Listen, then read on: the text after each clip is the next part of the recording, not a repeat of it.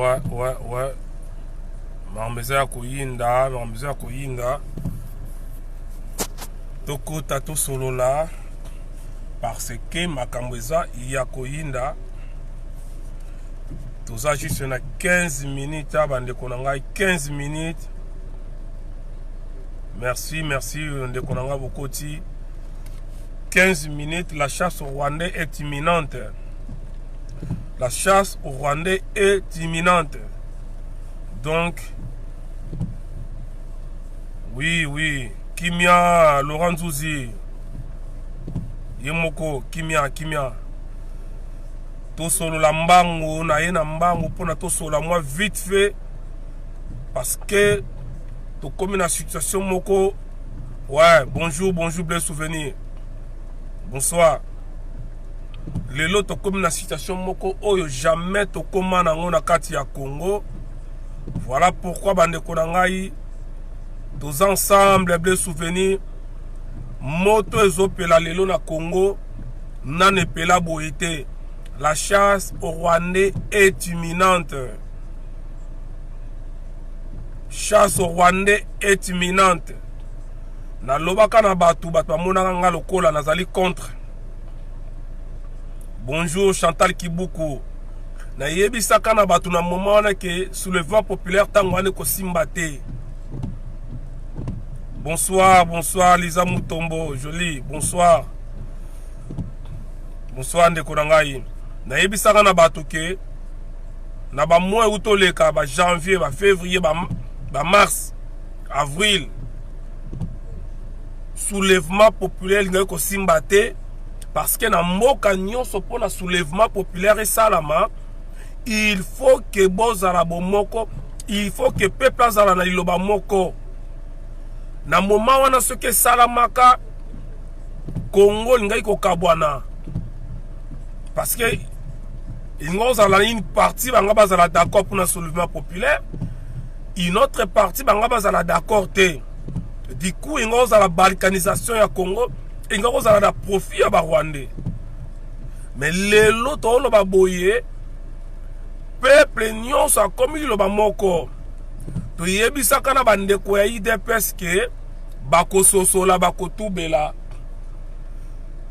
Nyonso to lobaka bango baboyaka.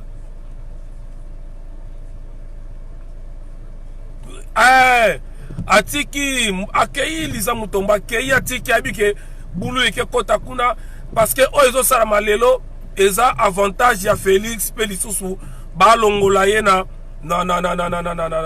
klebo wa bakanga yango ba osepela. To yebisaka bande kwa Félix ke Félix ateki mboka asali bakor na ba Rwandais pona koteka mboka bat bandimaki te. Lelo ta ba monde ba député nyonso zali ya Kanambe. Ba gouverneur ya Kanambe. Ba sénateur ya Kanambe. Et Kanambe alinga so 76% ya ba poste électoral, ba poste ministériel. Cash basu wa 24%. Mote zopela.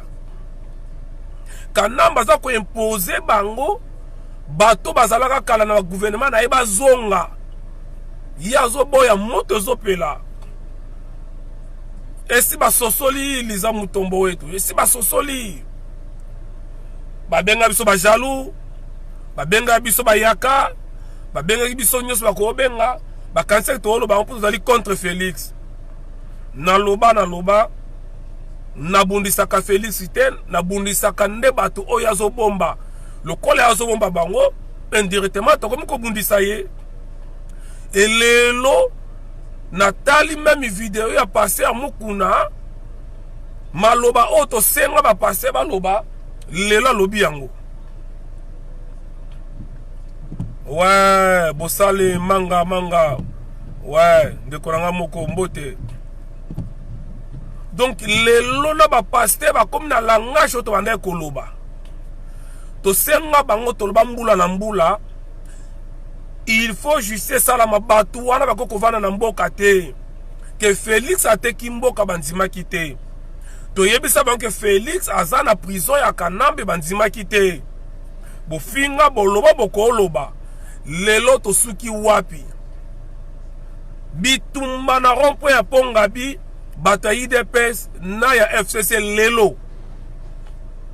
Et na moment na IDPS azobunda na bato ya FCC, bato ya Vital Kamerhe bavandi na bandako likolo batela calme. Batiki IDPS abunda na FCC bitumba makofi mbila mtayo kabola bango. Torobaki ngombe Félix azali mwana mboka. Félix azali mwana mboka alongwa na Barwandais, abenga na Barwandais to vanda to solola. Ouais, greffier na Côte Sayo, voilà, greffier international. Voilà,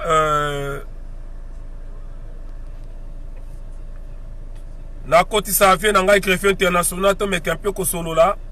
Kamunda ko kende ko pali ko intervenir na Côte to solola parce que mboka ezokende malamu mpona biso. Bonjour mon vieux greffier international Pepe Mokonzi. Toyebisaka bango ke tozalaka basoldat du peuple, toyebisa bango tozala bagendarme du peuple, bafinga biso baloba bakooloba vieux citation ezoleka na mboka lelo oyo tokomi sikoyo liloba moko na bandeko ya IDPS na peuple tokomi liloba moko sikoyo mpona tobenga na Barwandais. Vieux olobi ndenge nini peuple azoyoka yo tosolola. Oui, bonjour frérot Hippo Aïza, Peuple Mokonzi. Mbote na banyeso baza kolanda biso awa vraiment makambo tolobaki nenga uti koloba yo moko na intro yango yo et c'est converger et comme na esika tolukaki tolobaki na bango nzela oyo Félix alandi abungi nzela mais suka tokokutanaka parce que ezali likambo ya peuple congolais, ezali ya likambo ya peuple congolais moba, ezali likambo ya RDC mobimba, ezali likambo ya mabele. Donc tokokutanaka kaka ndenge Russie aloba, Russie mukendi avant kufa aloba ki le peuple gagne toujours. Donc lelo oyo tokomi na point ya le peuple. Bonsoir les amis Tombo, bonsoir tout le monde. Donc tokomi na point oyo ya le peuple gagne toujours. Yango wana banani bandeko na biso ya IDPS ba comprendre sikoyo bayebi ke ndeko na bango ba comprendre que ce qui est vrai, Félix Tshilombo ne pourra rien faire, ne pourra absolument rien faire du tout, parce que tout le monde yango déjà depuis à du pouvoir, blocage c'est blocage, le gouvernement n'est pas là, l'IDPS cache, compris, ils n'ont pas de parlementaires, que ce soit dans l'Assemblée nationale, que ce soit dans le Sénat, et dans le gouvernorat, il y a la province tout, plus de 20 gouvernorats, plus de 20 provinces, et dans le FCC. Donc, Makambutu, et dans le FCC. Donc, FCC na PPRD, balingi, balobi, bakendaki, balaki na nzela ya kokima, mais le kola bazongi, et ki bazui muumbu na bango, Félix Tshilombo, balobi ke, bango, il faut bating na ma pouvoir wana, yangwana omoni plan na bango ya suke zali ke non, il faut tout rafler. Bakomi sikoyo, ko ben, bakomi sikoyo, ko invalider n'importe qui, n'importe comment, pendant que, Cour constitutionnelle, après contestation, il y a élection. Normalement, dans la loi, dans la constitution, c'est 120 jours, je crois. C'est 120 jours. Ok, dans Cour constitutionnelle, il faut décider, et ça va arrêter, et ça va arrêter, et publier, nini pour la kotala, régler, nini, contentieux nyonso wana, mais dépasser en haut, les autres communes à 150 jours à peu près. Ouais. Donc, Cordon Patrick et Fonja, merci. Obunde Lamboka, merci. Et Fonja Patrick, bonjour à toi. Donc, ça lit déjà des cours constitutionnels, ça lit déjà dépassement il y a 150 jours.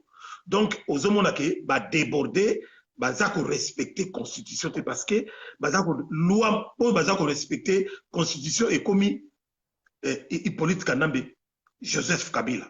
alias Joseph Kabila yende constitution yende deal na bango nde yango teza ko konsambo kawana do baza respecter loko moko te yango na Martin Fayulu déjà a telemi lelo ndenge asali point de presse na yewana a rajouté encore a pesi encore mot d'ordre oyo biso peuple mokonzi tozali kosenga to peuple mokonzi tolobaki que le 30 oyo il faut tosilana le 30 juin oyo il faut tosilana na Hippolyte Kanambe alias Joseph Kabila na Félix Tshilombo parce que Félix Tshilombo azali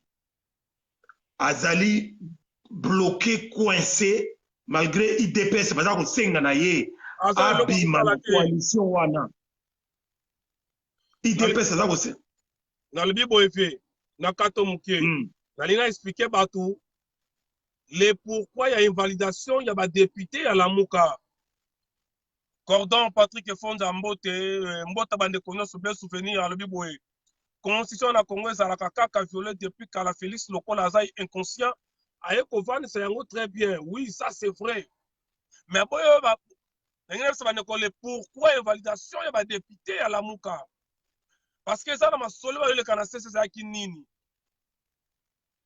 kanamba azoba abane ko banga pona ye un jour Félix azonga na maboko bande konaye ba récupérer ba député à la Muka ba récupérer ba député ya Bayet Lukwebo non ya Bayet Lukwebo zali majorité na carte FCC pona ba créer majorité côté ya Félix ne yango moni ba bandi ko longola banani parce que Félix a yebi bien kazana nzela mo côté sans appui à la Muka Félix a osala le côté il le sait très bien et tant ba comprendre makambwana ba komisiko ko luka ba éliminer ba député yango ya la Muka mais ce qu'on dit dans la vie il y a de mal nécessaire oh ça li mal moko très nécessaire on n'a jamais connu un élément déclencheur le col atoza nango lelo donc lelo to lo baboye grâce à Dieu bande kona biso ba sosoli bazongi na nzela ya peuple yango na osenga na bande ko boye totika occasion oyo elekate Cordon Patrick Fonza Blaise Souvenir greffier international bande ko nyonso na vidéo oyo to multiplier ba vidéo to mobiliser peuple de façon que occasion oyo lokola tout comme le moko lokola bande ko IDPS ba rejoindre peuple ba rejoindre langage ya peuple lokola ba comprendre que sans soulèvement populaire Félix akokufa ce qui est faux ya mwana akokufa politiquement nenga akufaki déjà et akokufa physiquement donc lokola bande ko wana bazongi na nzela lokola bande ko wana ba comprendre maintenant on peut faire un bon soulèvement populaire sans que le Congo soit balkanisé parce que ne autour ba liboso zaki moyen été ceux qui soulèvent populaire salamaki dans le bango na émission ali ngando ba tasili kelanga parce que moi je voyais trop loin on ne pouvait pas comme ça la soulèvement populaire le moment wana bande ko ya Kasai banga baboya ndambu ya baselu banga baboya ndambu baboya ndambu balinga et bomaka mboka oui on doit découdre Cordon Patrick et les lokola va comprendre les lokola va comprendre que autant de kolobaki qui jalouté tout ça qui va honnêteté tout ane ko yina félicité ba comprendre maloba ya peuple bazongi na nzela or la ko loba yango wana ingeta tous ceux qui ont des cartes vitales aller faire de qui se peut pour voilà donc il faut que bengana ba Rwanda y compris ba Vital Kamerhe ba kokende parce que le plus dangereux c'est Vital Kamerhe. C'est vrai. Le plus dangereux c'est lui. C'est un serpent à plusieurs têtes. Il faut que banako kata Vital Kamerhe. Ba Rwanda ta ba obimano so kolanda. Do bande konanga ilo na kolo ba yango yo. Multiplions des vidéos, mobilisons les peuples. Yango boso mona tant que comme on a kamezali sérieux toujours. Ces musiciens viennent nous distraire. Dans le moment où on a mamboka, bamisien bango na songa baconcert tokeba na distraction tokɔta nango te peuple congolais keba na distraction moment ozali moment au capital soulèvement populaire soki eraté le 30 oyo tobosana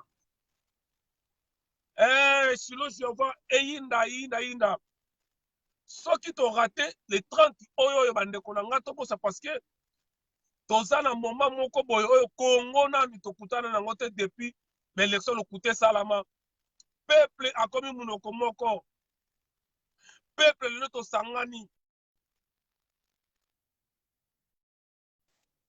lelo peuple tosangani yango to manifester siko maloba oyo ya bomoko juste mpona kobengana barwandais après tokozongela trahison esalamaki mais pour le moment parlons de l'unité parlons du soulèvement populaire on a kolo yango na violo binene.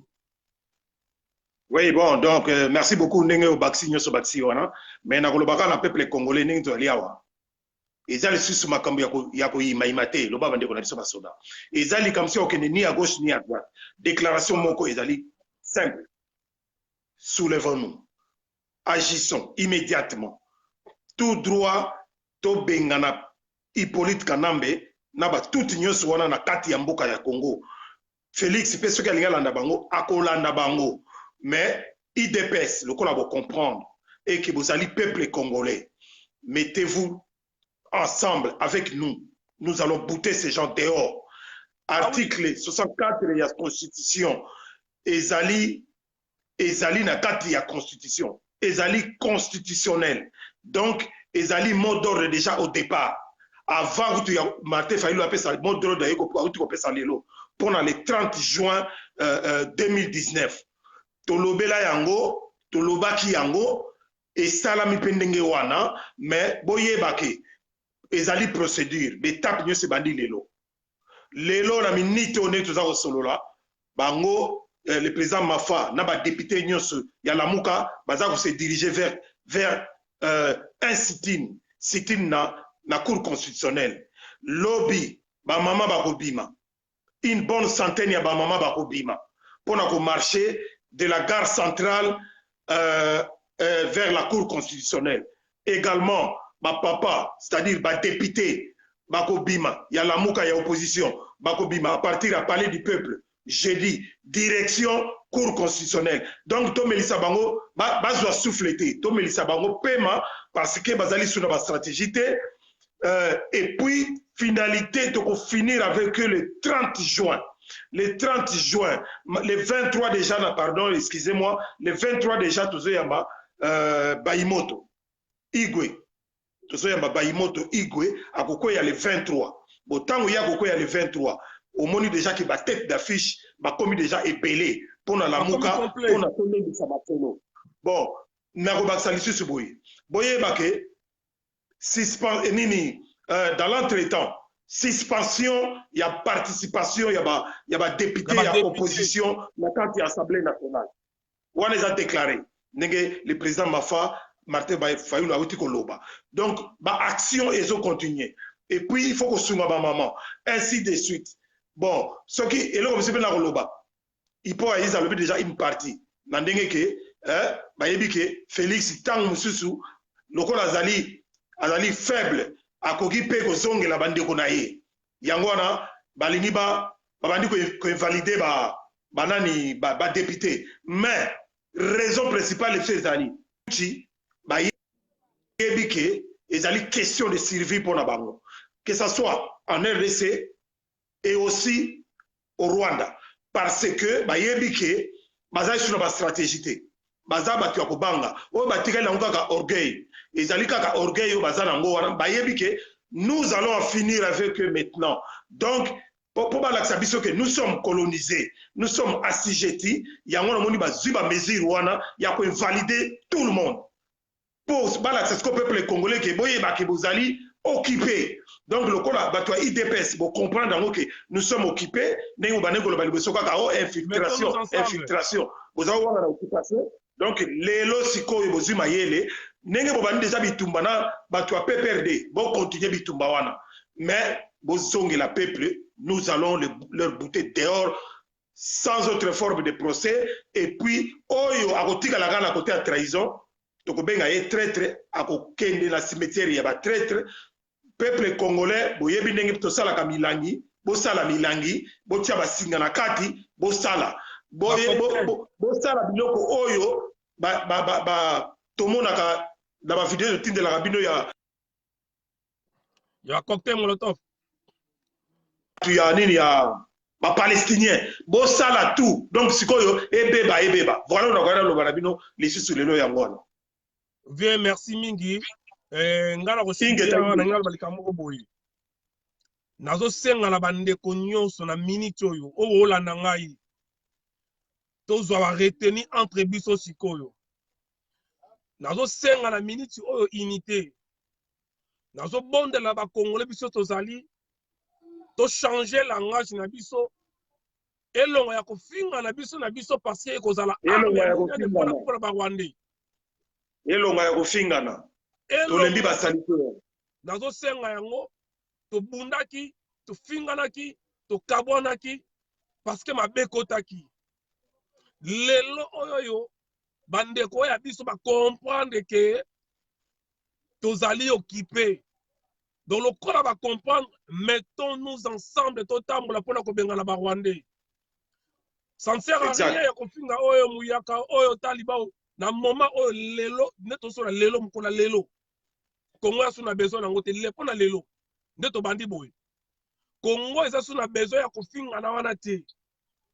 Donc mettons-nous ensemble to benga na ba paya o baza na kasa mboka na biso et après to kovanda to kosolola Toyeba qui a fait quoi? Mais pour le moment, Tomita bisono sobana tata moko mbokeza kozika totsa intérêt général to benga na parce que occasion oyo très général d'abord to lukaki to zwaki angote lelo to kombo moko to comme le loba moko na bandeko o ba benga biso ba jaloux o ba yinaki biso bandeko na biso ba comprendre que nous avions raison.